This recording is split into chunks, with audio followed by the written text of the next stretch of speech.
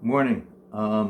It is about time to transition from Unit 5 to Unit 6, and there's going to be some similarities, and there's some things I want to point out. And specifically, I really want to talk to everybody about how to approach this upcoming unit.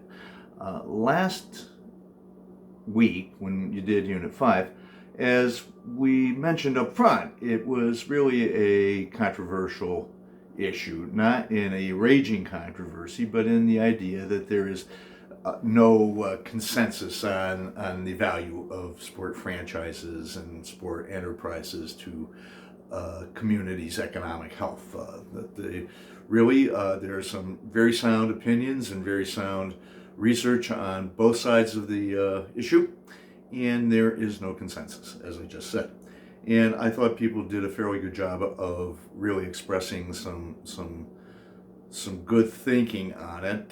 Some was, of course, just a little simplistic, and some was very detailed. We're all over the lot, and that's really a truly economics-oriented issue that you have had to deal with there, and I really appreciate the effort people put in. Now, in Unit 6, I really want us to approach this a little differently.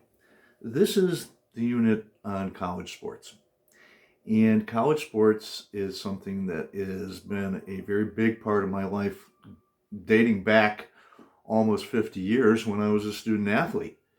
And I have not just continued as a sports fan, I've been involved in coaching and advising in college athletics for a long, long time. I actually wrote my doctoral dissertation about college athletics. It's something that I am extremely interested in and have a tremendous amount of background with. And I say that not as self-aggrandizing. It's just saying it's something I'm really interested in. I think you'll find it interesting too. And here's the idea, though. College sports is one that we pluck off the sports page all the time. And anybody you talk to, anybody really who's a sports fan, a sports person, we're all experts about college sports. Just ask us, right? We all have some pretty strong opinions. What I really want you to do is approach this opinion as almost with a blank slate for opinions about it. Approach it as if you don't know much at all.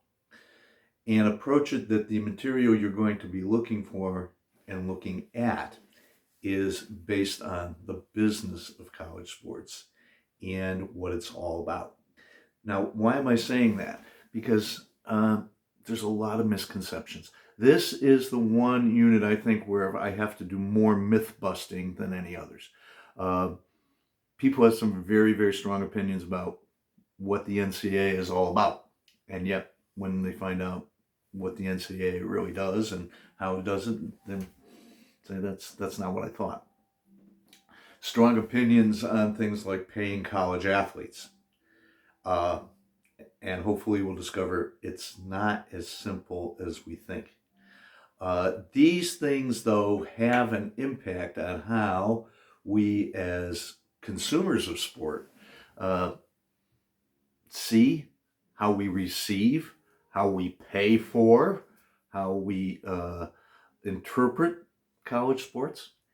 How is it that college sports has become, especially in some what we consider major sports, a minor league for the big professional leagues?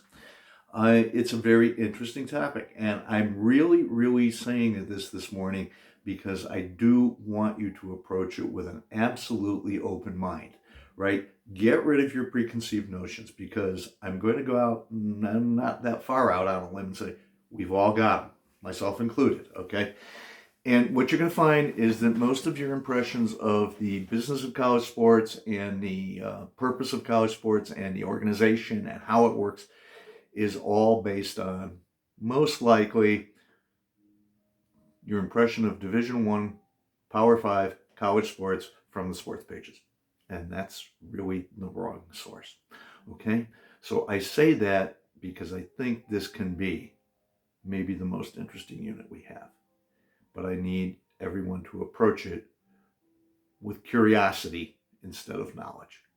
Hopefully we'll come out with a different knowledge set at the end. Okay, thank you very much.